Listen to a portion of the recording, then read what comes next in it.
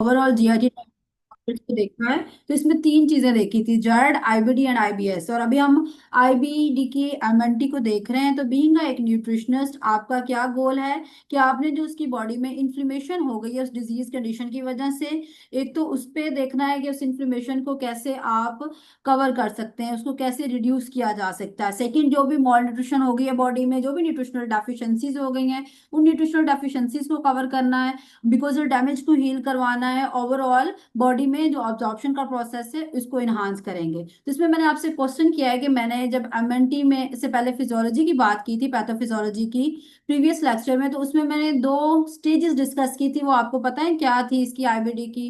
कि हम दो स्टेजेस में इसकी एमएनटी को देखते हैं। आपको याद है कुछ? दो फेजेस की मैंने बात की थी आईबीडी के लिए। आपको आवाज आ रही है इसरा? जी मैम आ रही है। मैं आपसे क्वेश्चन कर रही हूँ कि मैंने जब पैथोफिजियोलॉजी आईबीडी की पढ़ाई थी, तो उसमें मैंने दो फेजेस की बात की थी कि जब हम इसकी एमएनटी डिजाइन करेंगे तो इस तरह से दो फेजेस होते हैं। वो आपको दो फेजेस का आइडिया है, याद है आपको?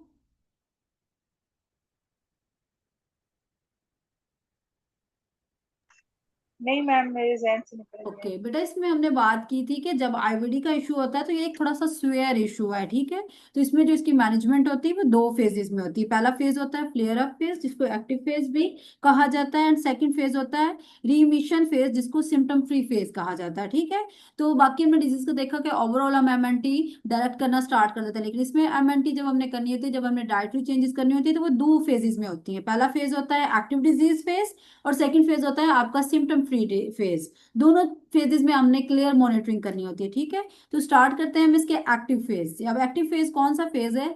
जिस फेज में आपकी ओवरऑल जो जीआईटी ट्रैक है वो डिस्टर्ब हुआ हुआ है, आपकी जो गट है वो सेंसिटिव हुई हुई है, ओवरऑल डायरिया है, पेन की कंडीशन में है। तो ये हमारा एक एक्टिव फेज है डिजीज का, ठीक है। तो इसमें आपने फर्स्ट ऑफ ऑल क्या करना है, फाइबर पे ध्यान देना है कि अगर उसको डायरिया है तो हम लो फाइबर डाइट देंगे, ओवरऑल लो रेजिड्यू डाइट देंगे, लो फाइबर डाइट देंगे, ताकि उसकी बॉडी में एक तो इरिटेशन कम हो, और जो स्टूल बल्क है वो भी काम करे, कि प्रॉपर उसका जो वो एक प्रोसेस है वो प्रॉपर से होना स्टार्ट हो जाए। तो क्या पहला गोल होगा कि हम फाइबर पे ध्यान देंगे, कि अगर किसी पर्सन को डायरिया है तो हम उसकी डाइट में फाइबर को लिमिट करवा देंगे, खासतौर पर इनसॉल्युबल फाइबर। लेकिन अगर कॉन्स्टिपेशन का इशू है तो देन हम फाइबर की अमाउंट को इनहांस करवाएंगे, ठीक है। सेकेंड चीज, जितने भी रॉ फ्रूट्स एंड वेजिटेबल्स हैं, नट्स हैं, होल ग्रेन्स हैं, उन सारी चीजों को स्टेज पर कंप्लीटली अवॉइड करवा देना है। क्यों अवॉइड करवा देना है? कि इनके इनकी डाइजेशन में, इनकी ऑब्जॉर्प्शन में थोड़ा सा ज्यादा वर्क करना पड़ता है इंटेस्टाइन को, आपके जीआईटी ट्रैक को। लेकिन आपका जीआईटी ट्रैक इस टाइम पर एक ऐसी कंडीशन में है, वो इन्फ्लेम्ड भी है, उसकी जो म्यूकोजल लाइनिंग है वो भी अच्छे से वर्क नहीं कर रही। तो हमने क्या करना, जितने भी वो फूड जो इजीली डाइजेस्ट नहीं हो पाते उनको हमने कंप्लीटली अवॉइड करवा देना है, ठीक है। देन लैक्टोज रिस्ट्रिक्शन करवाएंगे। अ, उसको हम ध्यान देंगे कि अगर पेशेंट जो है वो लैक्टोज को भी टॉलरेट नहीं कर पा रहा, तो हमने लैक्टोज रिच डाइट भी इलिमिनेट करवा देनी है, ठीक है।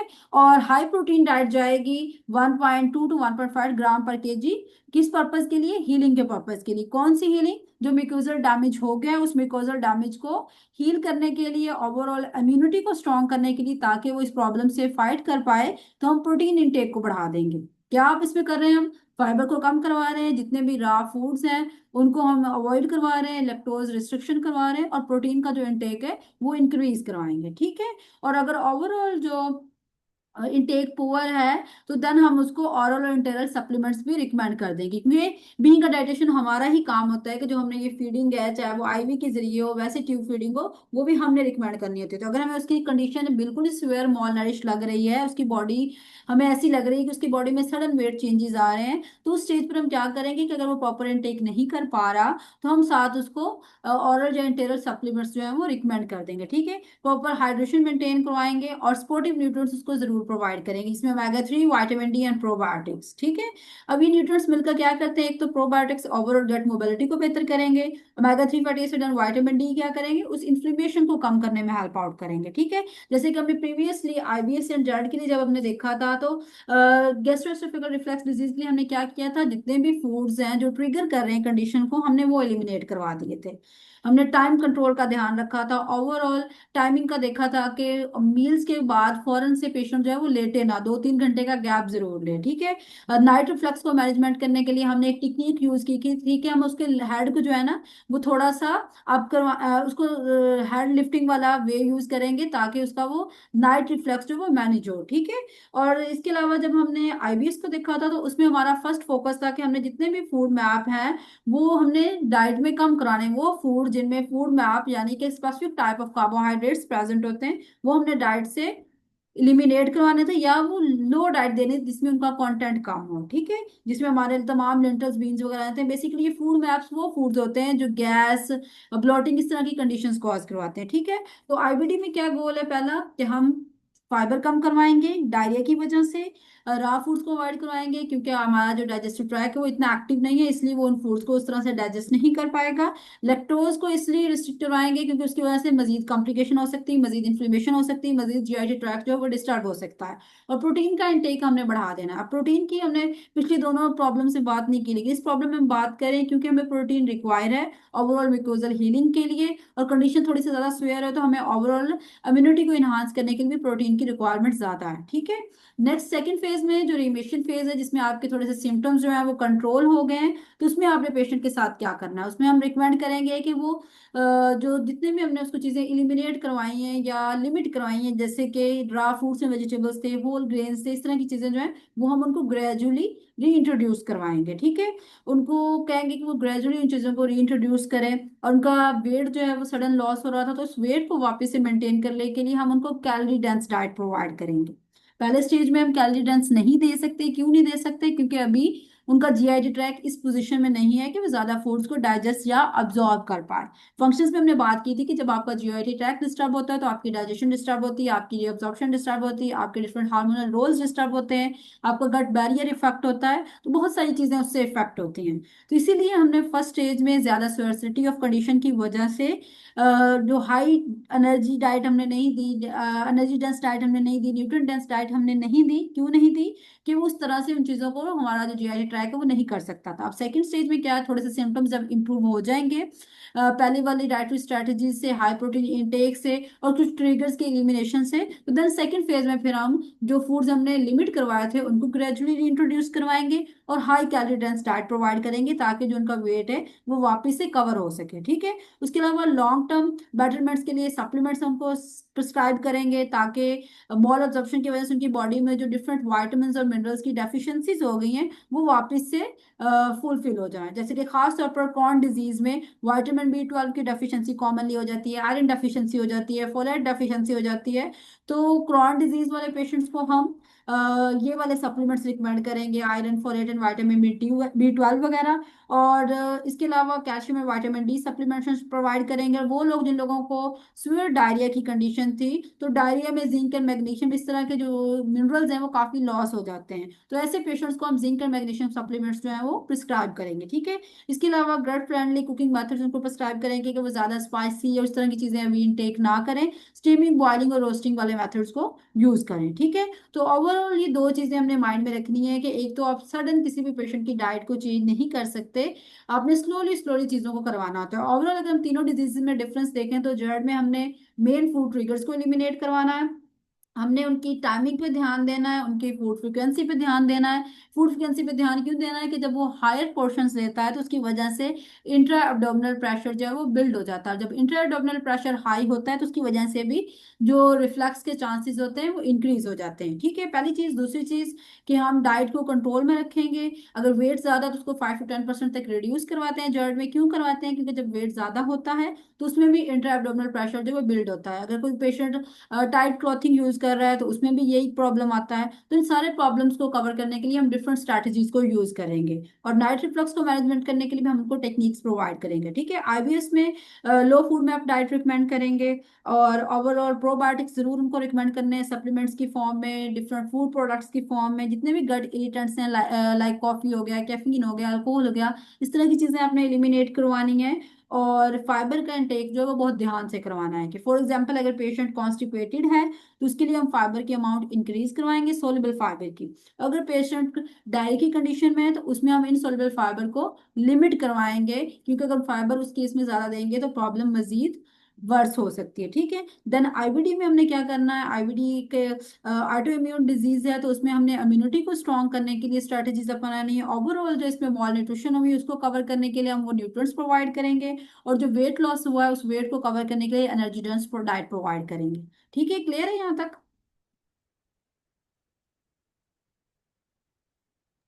बेटा? जी मैम क्लियर? क्लियर है। ठीक है। जी।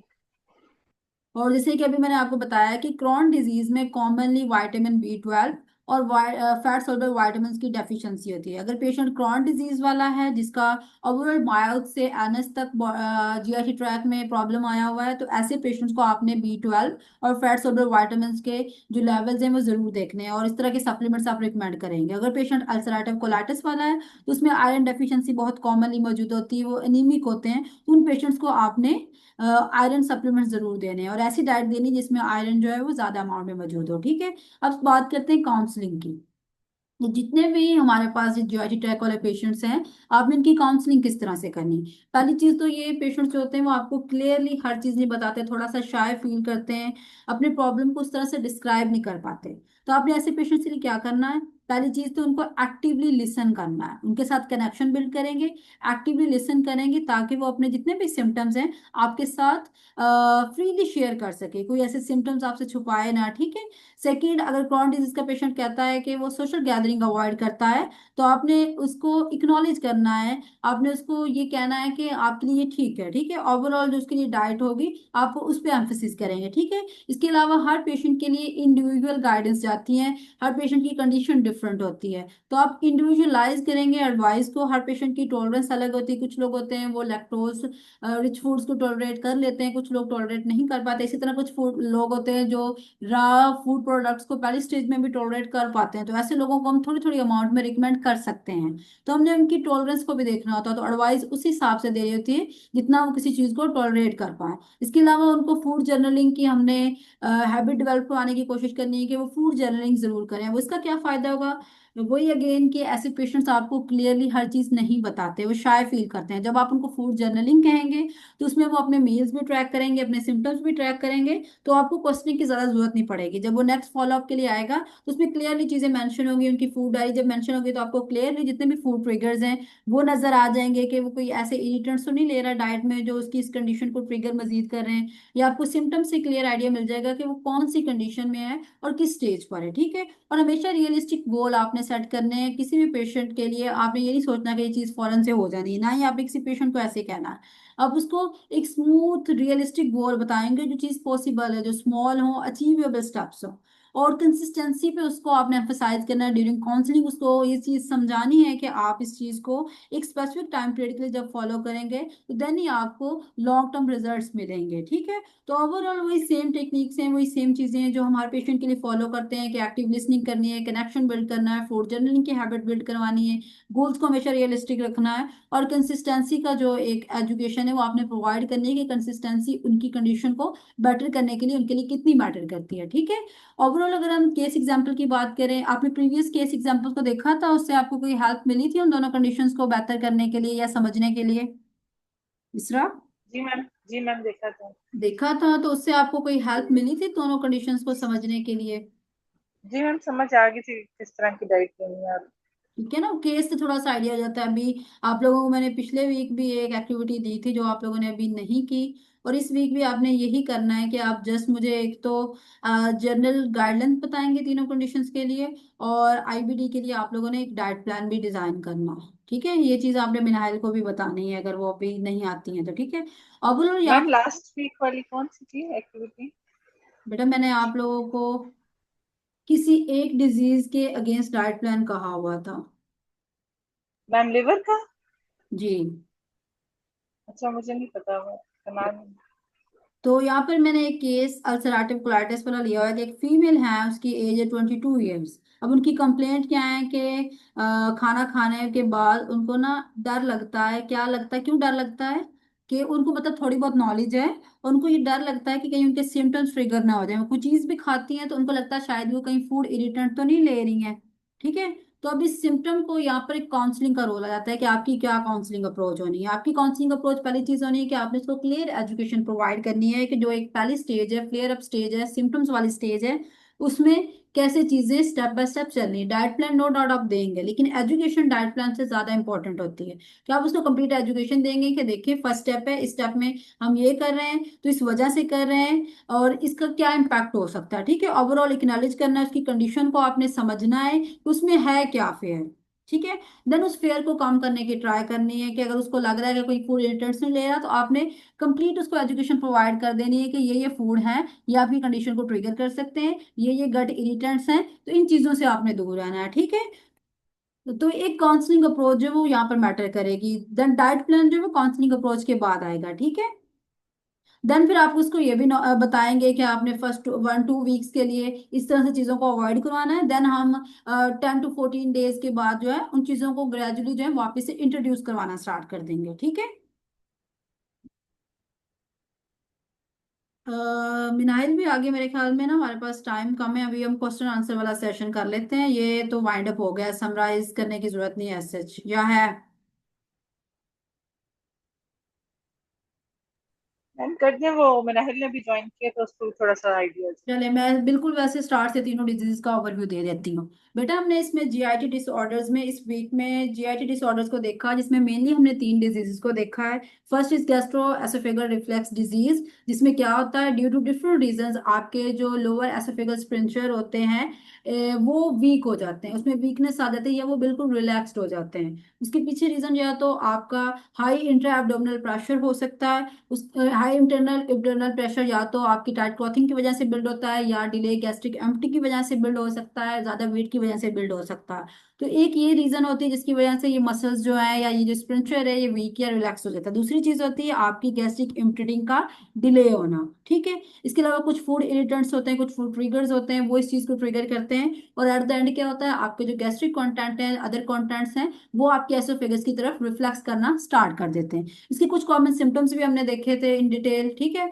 तो इसको मैनेज करने के लिए क्या करना होता है, पहली चीज होती है जितने भी वो फूड इरिटेंट्स हैं, जितने भी फूड ट्रिगर्स हैं, लाइक वो स्पाइसी फूड्स हो गए, कैफीन ज्यादा हो गया, अल्कोहल हो गया, ओवरऑल लाइफस्टाइल हैबिट्स का चेंज होना, उन सारी चीजों को हमने मैनेज करना होता है, उन फूड ट्रिगर्स को अवॉइड करवाना होता है। सेकंड चीज, जो हमारे पास जेड के पेशेंट्स होते हैं उनके लिए फूड फ्रिक्वेंसी बहुत मैटर करती है। आप अगर उनको हैवी मील्स देंगे, उनको कम मील्स देंगे, मील्स की फ्रिक्वेंसी कम होगी, तो उस केस में भी उनमें रिफ्लक्स वाला जो होता है प्रॉब्लम वो होना स्टार्ट हो जाता है, एसिड जो है वापस एसोफेगस की तरफ मूव कर जाता है, जितना भी स्टमक में एसिड कंटेंट होता है। तो आपने मील्स की फ्रिक्वेंसी को बढ़ाना है, मील टाइमिंग को देखना है कि कोई भी मील इनटेक करने के बाद फौरन पेशेंट जो है वो ले डाउन ना करे, फौरन बेड पर लेट ना जाए, 2 to 3 आवर्स का गैप मस्ट होगा। इसके अलावा नाइट रिफ्लक्स को मैनेज करने के लिए मैंने आपको टेक्निक बताई थी, वो टेक्निक आप फॉलो करेंगे। ठीक है। और ओवरऑल टेम्परेचर कंट्रोल का भी ध्यान होगा कि ज्यादा कोल्ड या ज्यादा हॉट मील्स जो हैं वो जायड के पेशेंट नहीं ले सकते। सेकंड आ जाता है आईबीएस। आईबीएस एक फंक्शनल प्रॉब्लम है, एक फंक्शनल डिसऑर्डर है, इसमें कोई स्ट्रक्चरल अब नॉर्मेलिटी नहीं आती, जिस पेशेंट जो है वो फंक्शनली डिस्ट्रेस फील करता है, उसमें डायरिया, कॉन्स्टिपेशन, पेन, इस तरह की चीजें होना स्टार्ट हो जाती हैं। ठीक है। तो ऐसे पेशेंट्स के लिए हमने मैनेजमेंट के लिए क्या करना होता है, उनको लो फूड मैप डाइट देनी होती है। फूड मैप डाइट कौन सी है, इसमें स्पेसिफिक फूड्स होते हैं जिसमें specific type of fermented carbohydrates present होते हैं, जो हमारी बॉडी में जाके गैस या ब्लॉटिंग की रीजन बनते हैं। ठीक है। तो ऐसे पेशेंट्स को हमने लो फूड मैप डाइट देनी है। अब इसमें कौन से फूड्स आ जाते हैं, आपके लेंटल्स, बीन्स, अनियन, गार्लिक, इस तरह की तमाम चीजें आ जाती हैं, इवन लैक्टोज रिच फूड्स आ जाते हैं। ठीक है। इसके अलावा सेकंड चीज, आपने जो आईबीएस के पेशेंट्स होते हैं उनको probiotics in the form of diet और in the form of supplements जरूर रिकमेंड करने आते हैं, ताकि उनकी जो जीआईटी की मोबिलिटी है वो बेहतर हो, क्योंकि इसमें मोबिलिटी का इशू भी आता है, या तो वो जीआईटी मोबिलिटी जो है बहुत फास्ट हो जाती है या बिल्कुल स्लो हो जाती है। ठीक है। थर्ड चीज, गट इरिटेंट्स जितने हैं वो एलिमिनेट होंगे। फोर्थ चीज, फाइबर। फाइबर का आपने बहुत केयरफुली इसमें ध्यान रखना होता है कि अगर पेशेंट कॉन्स्टिपेशन की कंडीशन में है तो फाइबर हम उसका इंक्रीज करवाएंगे, लेकिन अगर वो डायरिया है तो देन उसका हम जो इनसॉल्युबल फाइबर है उसको लिमिट रखेंगे, ठीक है। और आज हमने थर्ड कंडीशन पढ़ी है आईबीडी, जो कि chronic auto immune inflammatory disease है। और ये भी क्लियर रखें अपने माइंड में कि IBS and IBD are two different conditions. IBS में फंक्शनल अबनॉर्मेलिटी आती है और आईबीडी में स्ट्रक्चरल अबनॉर्मेलिटी आती है, ठीक है। और इसके आगे फर्दर टू टाइप्स हैं, Crohn's disease and ulcerative colitis. Crohn disease में जस्ट आपके माउथ से एनस तक आपका जीआईटी ट्रैक इफेक्ट होता है, लेकिन अल्सरेटिव कोलाइटिस में जो ये इफेक्ट है ये जस्ट आपके रेक्टम से कोलन तक ही लिमिटेड रहता है, ठीक है। तो ओवरऑल इसकी डाइट की हमने जब बात की तो इसमें हमने डिफरेंट चीजें देखी हैं। इसमें हमने देखा है कि इसकी एमएनटी के मेन गोल्स हैं, हमने सिम्टम्स को किस तरह से रिड्यूस करवाना है, किस तरह से इन्फ्लेमेशन को कम करना है। और इसमें मेनली जो मेजर प्रॉब्लम आता है वो सडन वेट लॉस का आता है, सीवियर मॉल न्यूट्रिशन का आता है, कुछ इंपॉर्टेंट न्यूट्रिएंट्स की डेफिशिएंसीज होना स्टार्ट हो जाती हैं। तो इन सारी चीजों को हमने इसमें ओवरऑल कवर करना है। और इसमें जो डाइटरी मैनेजमेंट होगी वो टू फेजेस में होती है, एक एक्टिव फेज होता है, एक सिम्टम फ्री फेज होता है जिसको हम कंट्रोल्ड फेज कहते हैं। पहले फेज में आपने फाइबर को लिमिट करना होता है, कम करना होता है, जितने भी रॉ फ्रूट्स एंड वेजिटेबल्स और होल ग्रेन्स इनको एलिमिनेट करवाएंगे। क्यों? क्योंकि आपका जो जीआईटी ट्रैक है वो काफी बुरी तरह मुतासिर होता है, वो फूड्स को उस तरह से डाइजेस्ट नहीं कर पाता। तो इस स्टेज में फर्दर कॉम्प्लिकेशन से बचने के लिए हम रॉ चीज़ों को अवॉइड करवाएंगे। अगर लैक्टोज को टॉलरेट नहीं कर पा रहा तो उसको हमने रिस्ट्रिक्ट करवाना है। और हाई प्रोटीन डाइट प्रोवाइड करनी है फॉर हीलिंग पर्पज के लिए और फॉर इम्यूनिटी को बेहतर करने के लिए। इसके अलावा इन पेशेंट्स की कंडीशन थोड़ी सी स्वेयर होती है, प्रॉपर फूड इनटेक नहीं कर पा रहे होते, तो हम इनको समटाइम्स ऑरल और इंटरनल सप्लीमेंट्स भी रिकमेंड करते हैं। सेकेंड फेज में क्या करना होता है, हमने जितनी चीजें एलिमिनेट करवाई उनको ग्रेजुअली रीइंट्रोड्यूस करवाते हैं डाइट में, और हाई कैलोरी और न्यूट्रिएंट डेंस मील्स प्रोवाइड करते हैं। For what purpose? कि जो सडन उनका वेट लॉस हुआ था उस वेट लॉस की रिकवरी के लिए। और सप्लीमेंट्स रिकमेंड की जाती है क्योंकि आपको जो क्रॉन डिजीज है उसमें नॉर्मली विटामिन बी 12 और फोलेट एंड आयरन की डेफिशिएंसी पाई जाती है। उस डेफिशिएंसी को कवर करने के लिए आप क्रॉन डिजीज के पेशेंट्स को ये वाले सप्लीमेंट जरूर रिकमेंड करेंगे। और अल्सरेटिव कोलाइटिस और क्रॉन डिजीज दोनों के लिए कैल्शियम और विटामिन डी सप्लीमेंट्स जाएंगे। इसके अलावा अल्सरेटिव कोलाइटिस को आप जिंक और मैग्नीशियम के सप्लीमेंट्स भी रिकमेंड करेंगे, और उनमें नॉर्मली एनीमिया की कंडीशन हो जाती है, वो लोग एनीमिक होते हैं, तो आप आयरन का भी उन लोगों की डाइट में ध्यान रखेंगे। और ओवरऑल काउंसलिंग टिप्स की हम बात करें तो उसमें अपने मेनली फर्स्ट चीज उनकी एक्टिव लिसनिंग का ध्यान रखना होता है कि ताकि पेशेंट आपको सारे सिम्टम्स जो है वो क्लियरली बताए, फ्रीली बताए, किसी फियर के बगैर। क्योंकि एक ऐसा प्रॉब्लम है जो पेशेंट जो है वो ओपनली शेयर नहीं करते। फूड जर्नलिंग की उनको हैबिट जरूर डेवलप करानी, जिसमें वो ना सिर्फ अपने मील्स को ट्रैक करेंगे बल्कि सिम्टम्स को भी ट्रैक करेंगे, ताकि जब नेक्स्ट टाइम आपके पास वो फॉलो अप के लिए आए तो आपको आइडिया हो कि उन्होंने मील्स को ऐसे तो नहीं ले रहे जो उसकी कंडीशन को ट्रिगर कर रहे हैं, या कोई सिम्टम्स ऐसे तो नहीं है जो आगे फर्दर कंडीशन की तरफ प्रोग्रेस कर रहे हैं। तो इन सारी चीजों को आपने माइंड में रखना होता है, ठीक है। क्लियर हो गया बेटा? Yes ma'am. अब आप लोगों के जो क्वेश्चंस है ना वो आप लोग कर लें।